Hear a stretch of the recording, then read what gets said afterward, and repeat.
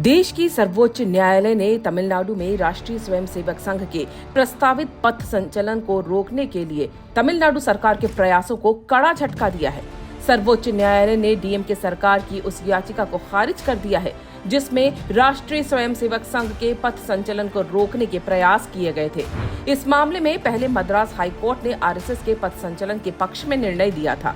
फिर मामला सर्वोच्च न्यायालय पहुंचा और सर्वोच्च न्यायालय ने अपने निर्णय में जो कहा है उसने आरएसएस की नकारात्मक छवि बनाने वाले सभी दलों और सरकारों के इरादों पर पानी फेर दिया, फिर चाहे वो डीएमके हो, कांग्रेस या फिर आम आदमी पार्टी। दरअसल इस मामले की शुरुआत 2022 के आरंभ में हुई थी। संघ ने 2 अक्टूबर 2022 को गांधी जयंती, स्वतंत्रता के अमृत महोत्सव, डॉक्टर बी.आर. अम्बेडकर की जन्म शताब्दी और विजयादशमी के उपलक्ष्य में तमिलनाडु में रैली आयोजित करने का निर्णय किया था। इसके लिए राज्य के अधिकारियों से आवश्यक अनुमति मांगी गई।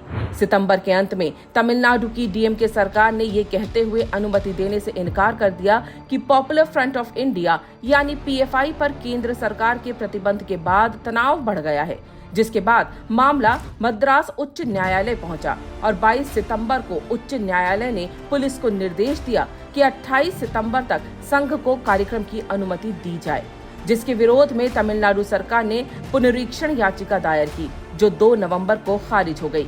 न्यायालय के हस्तक्षेप के बाद तमिलनाडु सरकार ने संघ को 6 नवंबर को 50 में से सिर्फ 3 स्थानों पर जुलूस और जनसभाओं की अनुमति दी।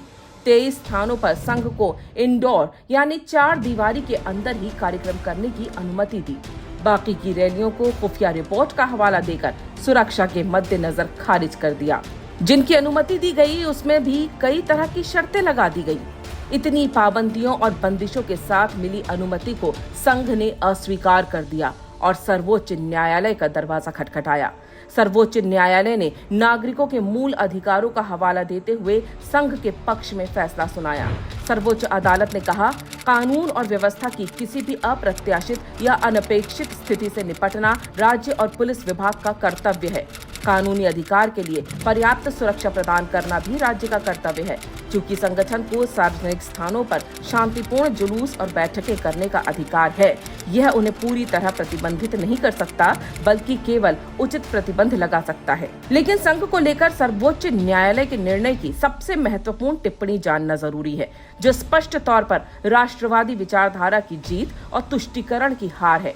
पीएफआई पर लगे प्रतिबंध के हवाले से तमिलनाडु सरकार ने संघ की रैली पर प्रतिबंध लगाया था, जिसमें खुफिया विभाग की रिपोर्ट के आधार पर संघ और पीएफआई के बीच तनाव से बचने का तर्क दिया था, जिस पर सर्वोच्च न्यायालय ने कहा, राज्य सरकार द्वारा उपलब्ध कराए गए चार्ट से स्पष्ट है कि कई मामलों में प्रतिवादी संगठन यानी राष्ट्रीय स्वयंसेवक संघ पीड़ित थे, वे अपराधी नहीं थे।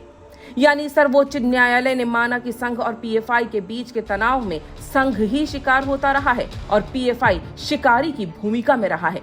ऐसे में संघ की सुरक्षा का कर्तव्य राज्य सरकार का है। अब प्रश्न ये है कि डीएमके सरकार संघ के पथ संचलन को क्यों रोकना चाहती है?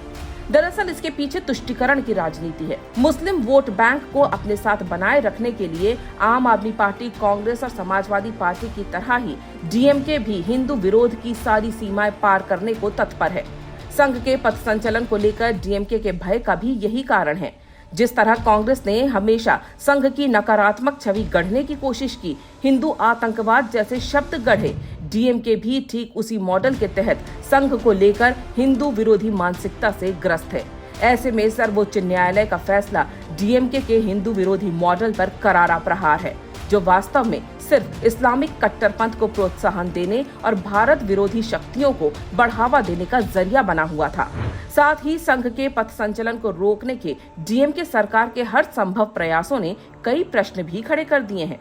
क्या डीएमके और अन्य छद्म सेकुलर दलों को ये अनुमान होने लगा था कि जाति, भाषा और अन्य कल्पित आधारों पर विभाजन के उनके पैंतरे बेकार हो रहे हैं?